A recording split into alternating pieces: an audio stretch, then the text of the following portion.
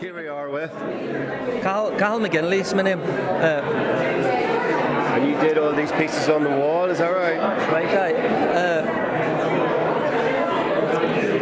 I do a lot of walking on the beach, see, and I started finding these broken bits of plastic that you can't recognise as being anything at all. And they had a function at one time. They reminded me of myself in a way after a while, looking at them, because I used to, when I started making art, I was going to be Donegal's answer to Monet or Cézanne or Degas.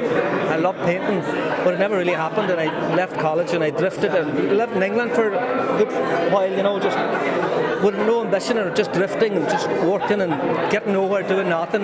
When I came back, I got studying again. I got a chance to study art again, and I started finding these bits of plastic, and after taking them into the studio and looking at them and putting them on the wall, and I kind of trying to find out if they could tell me something that couldn't, like about where they came from or what their kind of function was when they started, because they're all of them. They were either to do with fishing or boxes or a lot of them washed up on the sea. Yeah, they look like the ones up there look like it's been kind of washed up. This is it, and they started with a function, and they got broken a bit like myself. I started with all ambition, and kind of just through life they just got battered and drifting, and in a way I kind of like the idea that I kind of give them a reason again, and they give me, I kind of like the idea about it, they give me a bit of, I don't know, they kind of, they help me make stuff, I don't know what it is.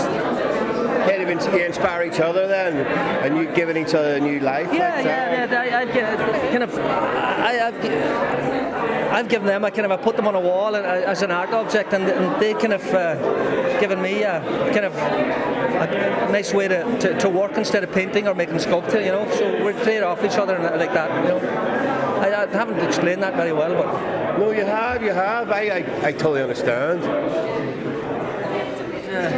You see, there's that much scrap on the beach. To be honest with you, it's just it's unbelievable, and I kind of thinking about. There's a group called what's it called again now? Plastic Oceans it's called. I don't know if you ever heard of them, have you? And I've seen the pictures on the website, and I've seen the bits of plastic on the beach, and I'm going, oh, that's a beautiful bit of plastic. I'd love to have that. There is a downside to all this, plastic on the beach, and I'm thinking if nobody threw anything away, then I wouldn't have anything to work with at the end of the day.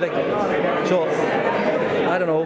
Maybe it's good that there's rubbish. I like your work. I remember seeing you work in platform arts, and it was the mackerels. The mackerels, yeah, the mackerel skin. And mackerel skin has always fascinated me because of the colours, and it was really interesting to see something like that in the city, in an art gallery, in the space, because it sort of like brought something else to the gallery space. But it was very interesting. The colours, that's what caught my eye on the beach firstly was the colours. That's the kind of rules I kind of made myself when I was walking. I thought, because there was so much stuff I had picked up, so much stuff that I had to throw things away because I was, so I had to kind of make rules that it had to be small, and colour was the first thing that caught my eye, and then the size of it, and then it had to be that I couldn't recognise it as being anything. You couldn't recognise it as being a shoe or a bottle the thing about them is you can't recognise them, and then you have to read your own idea into them. And I put Gaelic titles on them, so as the title wouldn't lead you into any story either, And kind of that one's Boyd Yellowme, that one up there. Boyd Yellowme, that one up there, the yellow, because it looks like a little boat.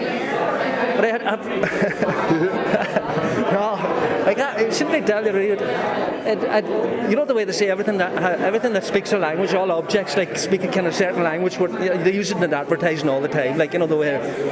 And I'm thinking, what language do these speak? And I'd be talking to them, the way, and asking them questions, but they never actually speak back to you, the way. But I don't know. They don't speak any. They don't say anything at all. They're not meant to say anything, but they're meant just to let you just, look into them and find something for yourself. That's really what they're about.